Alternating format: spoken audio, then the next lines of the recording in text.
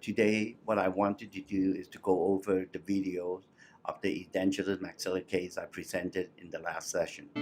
The Quan implant restoration method allows the fabrication and insertion of a one-piece implant prosthesis in one single step after implantation.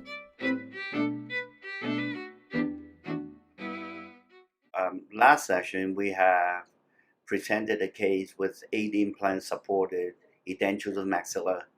It's a screw retained and engaging prosthesis.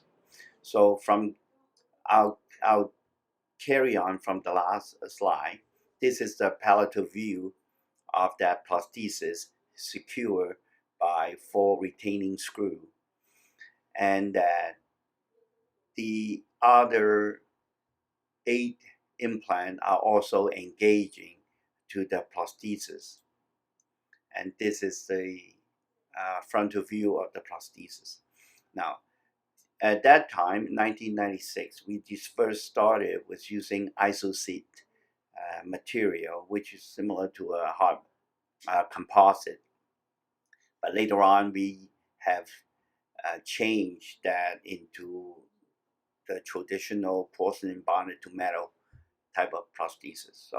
So this case was finished in 1996, and the patient had a couple of complications after the insertion that the isocyst actually came off. So we repair it intraorally with the prosthesis. And this is the x-ray of the prosthesis and the implant at time of right after insertion. Okay, you can. So 2003, fast forward 7 years, the patient came back with, as you can see, quite atrocious type of oral hygiene. The fact is that the patient has suffered a stroke and have limited mobility or dexterity with her oral hygiene or other daily functions. But nevertheless, the prosthesis held up quite well, and she decided to come in and have it checked. So with that, I proceed to remove the prosthesis by removing the 4 retaining screw and remove it. And then, as you can see, the anterior attached gingiva is still quite robust, and it's still there. So and it is fully in function. And after you remove the prosthesis, you can see the 8 abutments that are um, in place with very little bone loss. And this is the palatal side of the prosthesis. And you can see this is the left side is the prosthesis with the 8 hexagonal shaped copings, which is engaging to the abutment at the same time. Now, looking at the x-ray, you can see the 2 posterior screw on both sides have more bone loss or radiolucency around the implant, more so than the interior, meaning that they probably are taking on more load than the other anterior implant. But I was making the assumption that once they are telescoping in there, the resistance to displacement of the prosthesis was supported by the vertical walls of that hexagonal shaped abutment, and the apical bite or forces was taken on by the collar or the abutment collar.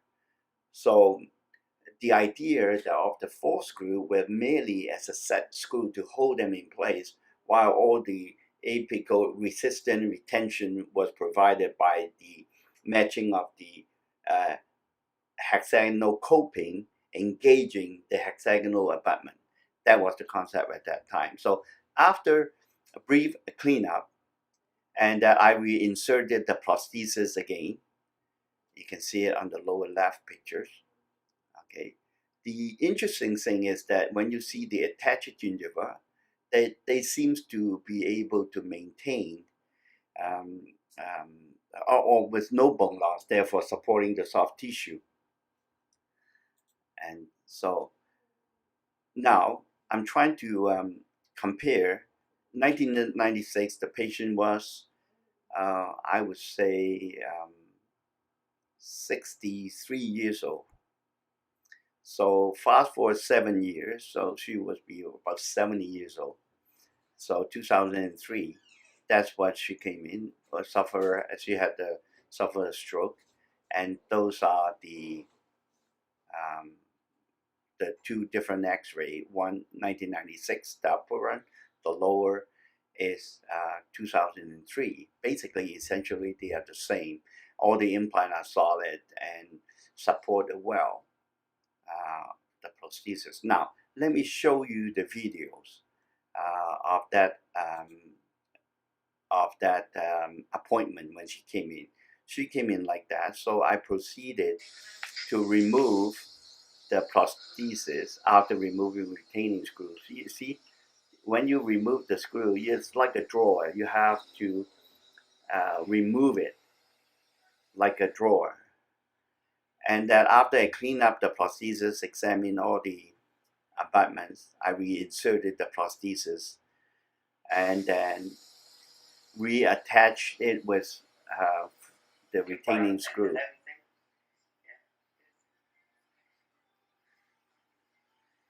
good. You have a good. I'll see you maybe another year, I think. Okay. Okay. Unfortunately, the patient, I never get to see her the following year, nor the year after, and she actually passed away 3 years after. So the total time served for this prosthesis is 10 years. Then that raises a very important question, is that how long would we expect this type of implant-supported prosthesis to last? In her case, it's permanent or lifetime, we would like to tell our patient, but in fact it's for only 10 years. Now, the next time I want to discuss a case, what happened when the patient came in when she was only 50 years old or 55 years old, and that we need to, maybe 10 years is not enough. 10 years is only 65. There's another 10 years. So those are the questions that raises as we proceeded to have more experience treating more patients and have more complications. Then those things start to come into my mind, and that I will address those at the next episode. Thank you. Thank you very much for watching. If you have any questions, comments, or cases, please comment below or email me.